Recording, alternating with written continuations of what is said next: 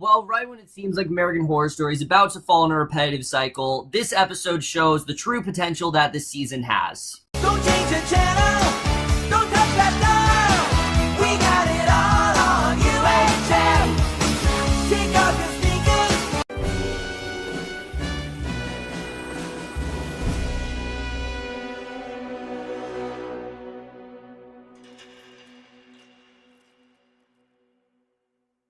Hey guys, it's Cameron for American Horror Story Cults, Episode 3, Neighbors from Hell, and I was looking forward to this episode, but as you guys know, this season has just not really been grabbing me so far. I think there's been some really good ideas as a whole, but it just hasn't really, I haven't really been able to tell where the general direction of the show is, and especially the second episode, just really repetitive nonsense, and I just didn't know what was going to happen. However, this episode, I really loved, honestly. This was, for me, the first legitimately great episode of this season. This really did show the true potential this series has, and it's not just going to be this repetitive thing. It's clear that we actually do have a really compelling story at hand, and if this is what the rest of the season's going to be like, I'm totally on board, because this is definitely the American Horror Story that I really do love. And let's just get in this episode, which we start off with the first scene here, which was legitimately scary, may I add. We meet this character of Rosie, and she's talking about, she's actually one of Rudy's clients, and she's talking about her fear of her husband Mark kissing her and the whole world just going black, and she finds herself trapped in a coffin and screams, but no one can hear her, and she then finds herself in a field of flowers, and she tells Rudy that thanks to him she conquered her phobia, and Rudy assures her that she wasn't crazy, and Mark then mentions that Rosie was actually locked in a cupboard as a kid, and the psychiatrist assures her that her father's death actually triggered her phobia, and Rosie says that when he died she closed the coffin, she was finally free.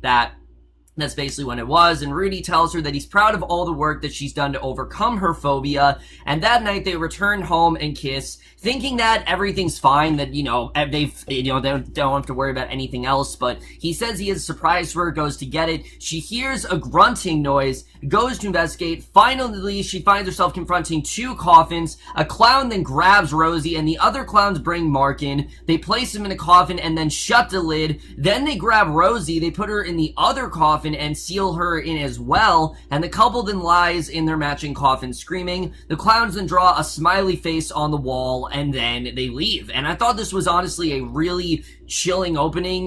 We know obviously this is the cult kind of invoking fear into everyone. I thought this was definitely a really great setup, the way this was done.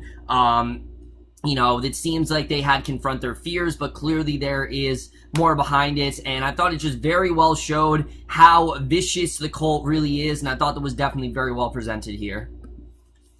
So then we get into the main story of this episode, where we see the police, they're taking away Pedro's body as Allie watches from the window. As we know, Allie did accidentally shoot Pedro, and Detective Samuels comes in. He tells her that they have a stand your guard law in Michigan, and she had the right to defend herself when she felt threatened. And Ivy then joins them and tells Allie that she got Oz to sleep, and she and Samuels tell her that she actually fired in self-defense. And when Allie mentions the clowns, Samuel ignores her, thinking that she's just crazy, and says that Pedro was a person of interest, and it's actually no surprise to him that he would be a threat to a woman with a young boy. And he asks if it makes sense just as the power comes up, and Samuels then takes the gun as evidence, and once he leaves, Allie tells Ivy that Oz saw everything, and she worries that how their son will get over it, and Ivy hopes that he can find a way to live with it, and she asks Allie if she can. So a few days later, they drive to the butchery. They find a crowd outside chanting about Pedro's death, and pretty much everyone is against Allie at this point, which is understandable. I mean, she's killed, not only has she killed someone,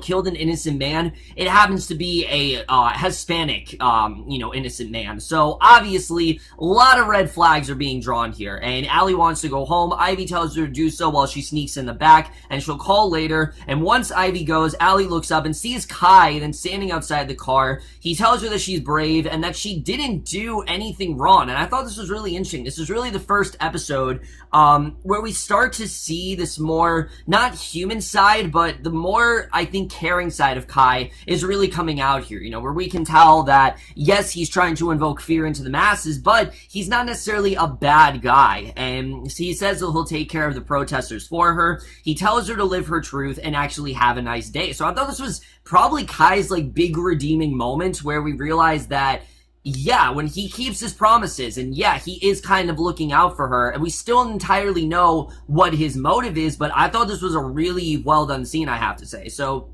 at home, Allie then pours herself a glass of wine, and Harrison and Meadow then come over. They're wearing sombreros, which I have to say, Harrison and Meadow are quickly becoming one of my favorite parts of the show. I just really am loving their characters. And they ask how it feels to exercise white privilege with impunity, and disgusted, Harrison says that he gave her a gun to protect herself, and she used it to commit murder, which is not at all the reason why he, handed her the gun. And he says that they're wearing sombreros because they must be how Allie sees all Mexicans, and tells her that she's got no progressiveness and that all Mexicans to her are just evil. And Meadow then yells that they want her out of their neighborhood and they want Allie out of their community. Now, I don't know if they are in fact a part of the cult. I think this episode kind of confirms that they're not, especially something towards the end,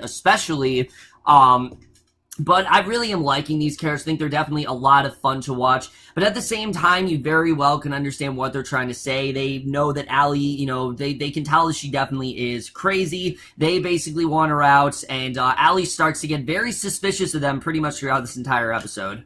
So later, Allie tells Ivy what happened and says that she doesn't feel safe, and Ivy points out that she didn't feel safe before either. And the news then runs a report about a young couple thought missing, of course, that being Rosie and Mark. And I liked how they actually tied that into the episode. I didn't think they were going to do that, but they actually tied it in really nicely. And they were found dead in their home in burials caskets, and Beverly then asks Samuels if the smiley ace indicates a connection between the couple's death and Chang's murder, and Ivy then turns off the TV, and a black Chemelon truck drives by the house spraying gas, and the next day Ivy goes to the kitchen. She calls to Allie. There's no response, and she looks outside, and Allie's then standing on the lawn staring at the ground, and Ivy goes out, finds dozens of dead birds, and she calls the township, tells them what happened. They say that they didn't really take sanction any such truck and are looking into it. And Allie then starts ranting about government mind control experiments and how they can't really ever trust them. So Winter then comes in, and again, Winter is really the main problem of this episode. There's really nothing she's,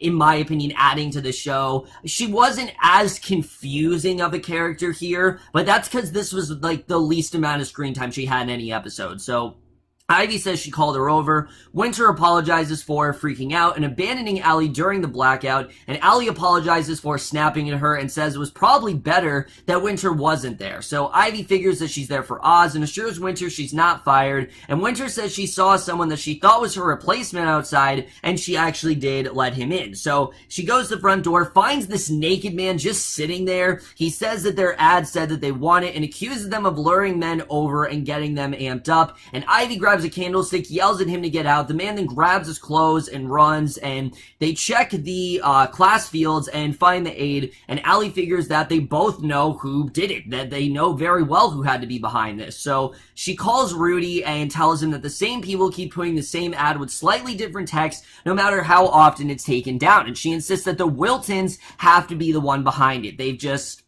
They've been very suspicious since day one. She's never really felt safe with them, and I like that it's the Wiltons she's suspicious of and not Kai, because Kai as a character, I do like that he is, both really crazy, but he also does have these good intentions in him. And again, it's showing the fact that this is, not just a very one-sided show. And that's something I definitely really love. And it actually does seem like the show's starting to move past all the, political stuff. There is still political stuff in here, but it's focusing really not on the election anymore. And I'm happy to see that. I like that the show is moving on from it because, again, it gets really it just becomes a bit much after a while, and it gets a bit heavy-handed, and I'm glad to see the show is actually finding a way to move on from it here. But basically, he toys with some smiley face buttons, and Rudy says they're out of time, but they should have an emergency session and possibly have her visit with an inpatient facility. So she's going to talk to the protesters, but Rudy warns her it's a terrible idea,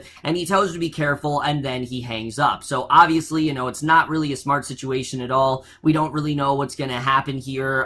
We can tell that Allie really wants to get the help, but the crowd is just, so adamant about just torturing her and calling her a racist, and there's all this hatred and allegations against her that it's really not safe for her to leave her home right now. But nevertheless, she does still pull up to the butchery, and the second she does, sure enough, there are the protesters. They're completely surrounding her car. She yells that she's one of them, and then finally screams them when they don't move, and she sees Kai in the crowd. The protesters then walk off, leaving him behind, and he tells Allie that he said that he would take care of her, and he did. So he wishes her a nice day, walks off, and I thought this was really interesting, the fact that he actually was nice to Allie. But again, I do think that Kai very much does have ulterior motives. I think you can definitely tell. So when Allie and Ivy return home, they discover that Winter has actually bought Oz a guinea pig, and Allie says that she's allergic to dander, but Winter says the guinea pig is actually Oz's, and she says that Meadow gave it to Oz as a peace offering, and Oz then hugs the guinea pig protectively. Allie tells him to say his goodbyes. He tells Allie that he wishes he could say his goodbyes to her, and then he leaves, and Winter then runs off. Allie then tells Ivy that the Whitlans are actually psychopaths and insists on calling them. So the Whitlans are then at home with Samuels, and Harrison takes Allie's call. He says that he doesn't like her, but he does like Oz, and that Oz actually needs some diversity in his life. So Meadow takes the phone, says that Allie's a horrible racist, and then hangs up. Again, a lot of great dark humor here. It seems like the show's really embracing it this year, and you can definitely tell that. So the truck driver drives by again, spraying chemicals. Allie then runs in front of it, demands to know what chemicals it's spraying. It drives by her, nearly runs her over, knocking her to the ground. Ivy then goes to check on her wife, discovers that she's actually bleeding, and clearly this was a deliberate attack. This wasn't just, something where it was accidental. This was something where, no, someone was definitely trying to run her over here. So Kai has Meadow then tell him what she's afraid of. She talks about Sanja on The Real Housewives, and Kai then slaps her and says that she's wasting his time and it's a revolution. And you can tell this is something that Kai does take seriously. He wants to know what, scares all these people. And Meadow apologizes and Kai tells her to know his pain. And he asks the same question again and asks if she's afraid that she will die unloved and never penetrated by a man again. And Meadow says that she is, and that the man she loves is actually turning against her. Remember, Meadow has really severe skin cancer and things like that. And, obviously, that's kind of one of the worries that she does have. And Kai says that he would because she's irritating. And Kai tells her to stop saying she's sorry for anything. He says that from now on, everything is somebody else's fault. And she has to matter by making the world wrong. And that's kind of what she has to do. So the next night at the butchery, Allie tells Ivy that she'll get the results of her blood test back in a month. Ivy tells her that tonight's about their family. So they have dinner with Oz, and Allie and Ivy kiss. Oz then apologizes about what he said to Allie and asks if they could actually find a good home, and Allie tells him that he can keep it, and her son then hugs her. So they return home. Oz then runs in the house to find the guinea pig, and as Allie and Ivy kiss, Oz then shows a couple on them, the smiley face, point at the door, and goes inside, and right there we see the guinea pig is in the microwave, and it just explodes as they came in. And I will admit, at first, I thought this was really unnecessary, but I really did understand what they were trying to do once I understood what the motive was. I thought it definitely was really well done. Do I think they went a little too far? Maybe, but this is American Horror Story we're talking about. I understand what they're trying to do, and I thought it was honestly executed really well from here. Because the rest of this episode is amazing. It really is. We see Allie. She goes to the Wilton house with Ivy and Oz and Tao. She pounds on the door. The door's unlocked, and there's no answer to her knock, so she just walks in, finds them in the back with the bees, and she punches Harrison, says that they've gone too far, traumatizing Oz, because she thinks that they have to be the ones behind this, because who else would it be? It has to be the Wiltons. And Meadow says that she has no idea what they're talking about, says that she's the one terrorizing them, and when Allie says they found a smiley face on the door, Harrison tells her that they've been marked by the killers. The Wiltons deny painting it, and Allie tells Meadow if she comes to her house and bothers them again, she's just gonna kill them both. And I think she genuinely means it. When Allie says, I'm gonna kill you, she means that, yeah, she's probably gonna kill them. So they go back around the side of the Wiltons' house. Ivy says that Allie's lost her mind and that they could lose everything, and she says that Allie's behavior is really starting to affect their child. And just as Oz points out a smiley face paint on their garage, Allie figures that they painted it themselves and doesn't care if something happens to them. So Ivy then takes Oz outside. Allie confirms that the paint is actually dry. The truck then pulls over. She runs over to confront the gas-masked M as they spray chemicals on her lawn. She slaps one man in the chest, demands to speak to his supervisor, rips off the mask to reveal a smiley face beneath, and shocked, she faints. The man then continues spraying. She realizes that these are the people that have to be behind all of the chemical spray, are these people in the masks. And Kai then talks to Harrison and has him relate his first homosexual experience, and Harrison says that his biggest regret in the world is that he actually married Meadow, but he doesn't want her to die, and Kai insists on Harrison telling his true feelings, and Harrison finally admits that he wishes she was dead, and that we're gonna get to the ending in a little bit, but this scene, I think, is definitely foreshadowing kind of where we get to the end of the season, and I think I can kind of tell what Kai's trying to do here, and I definitely really did love seeing that. So, Allie then calls Samuels over and says it's all connected, and the Willans are in fact responsible, and Samuels asks Ivy if Allie has displayed any signs of psychosis, and Allie shows him the guinea pig's remains. He gets a text from his forensic team saying that the smiley face appears to be authentic, and they need to set up some surveillance. So, Oz starts cursing. Ivy and Allie then run upstairs. He explains he turned off the parental grounds and clicked on a link, and he can't turn the computer off. So Oz refuses to show them what he clicked on, but they insist, and they find video of Allie actually in the tub. And basically, you know, she's in the tub with Winter washing her, and Ivy just walks out. So she's like beyond infuriated at this point. And when Allie goes after her, Ivy then slaps her and asks if she had an affair. And Allie insists that she didn't, points out that someone must have broken into their house and planted a candle, and she suggests that Winter is actually working with the Wilsons. And Ivy then screams at her that Allie is the one who betrayed her family, and basically that she doesn't even know who she married anymore. So you can really tell Ivy, she really is starting to, this whole problem with Allie is really starting to become a problem, and we're definitely seeing that. So Samuels comes up, asks if there's a problem. Allie tells him it's none of his business. Ivy says that she's going and taking Oz with her, and Allie assures him that it isn't his fault and she'll see him soon. And while sirens pull up across the street, Allie tells Oz to stay there, goes across the street with Ivy, and a blood-covered Harrison says that he didn't know what happened, and when he woke up, he found himself completely covered in blood. And when Harrison sees Allie, he says that she's the killer and demands to know where Meadow is, and he charges her. The police then tackle him, and when Allie turns back to the house, she realizes that Oz is actually gone. He is now in the Wilton house, and Allie and Oz are inside. He's staring at the wall, which is also covered in blood, and another smiley face, realizing that the damage is definitely far from over, and that is the way this episode ends. So, like I said, guys, a lot of interesting stuff to think about here. I think after this episode, we can pretty much confirm that the cult is probably behind all of the weird shit that's kind of been going on, with both the, with both the Mayfairs and the Wiltons. I think definitely they're the ones very much behind it. And I think, again, it's all part of Kai's plan to invoke fear into the masses. That's what he wanted to do. That was his plan from the start. And I think that is exactly what he's doing here. He's trying to invoke fear into everyone. And I think by proxy of doing that, especially by proxy of his conversation with Harrison, they are definitely the ones behind Meadow's death. I mean, Harrison literally said he wanted Meadow dead. So, I mean, the cult takes that literally. They don't take those kind of things lightly, and they definitely don't ignore those things. So, I think they take what fears you, and they make you face it head on. And do I think Meadow's dead? No, I don't think Meadow's actually dead. I think they want Harrison to think that Meadow's dead,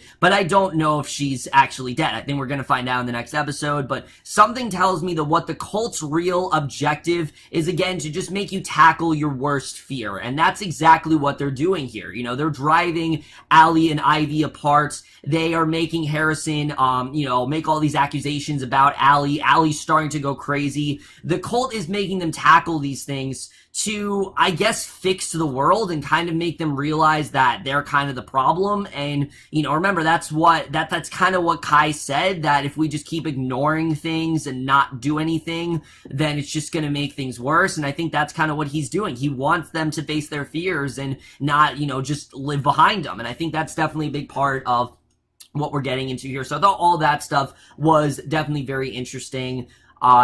And Allie as well as a character, I'm really interested in seeing really where this is all going to go. I think all of that is really interesting so far.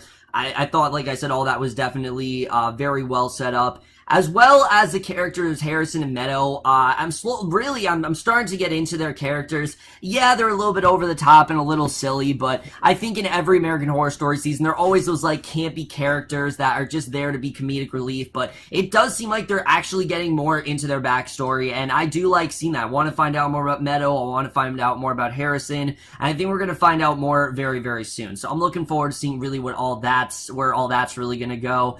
As far as, like, the signs, I don't know really what that's all about, except for the fact that we know that Allie is a she's terrified of clowns and all, whatnot. So that's, like, really the only thing I can think of. We know that she has that, like, severe chlorophobia, so we'll have to see really what all that's really about. Really, my only complaint with this episode is this whole thing going on between Allie, Ivy, and Winter. I really don't care. I honestly don't. I like that Allie and Ivy, like, it's really starting to affect their marriage, but one, we're on episode 3, so I don't think it's just gonna affect it that quickly. 2, Ivy in general, Winter in general, such a all over the place character. It still doesn't really seem like they know where they want to go with her. Her motive is just very unclear. I did hear in the next episode we get a lot more with her, so I'm looking forward to seeing where they go with that. But right now, I'm just not really loving the whole... If they start a love triangle between these three, it's really gonna start to piss me off. Other than that, guys, I definitely really did enjoy this episode. There was a lot of really good stuff going on here. This really did get me back on board with this season. And I'm definitely gonna give American Horror Story Cults Episode 3, Neighbors from Hell, a B+. So, guys, for this episode of American Horror Story Cults, most guys saw this episode overall, left your thoughts on it. Are you liking this season? Are you not? But I will see you guys in my next video, and I will see you guys for that. Okay, bye.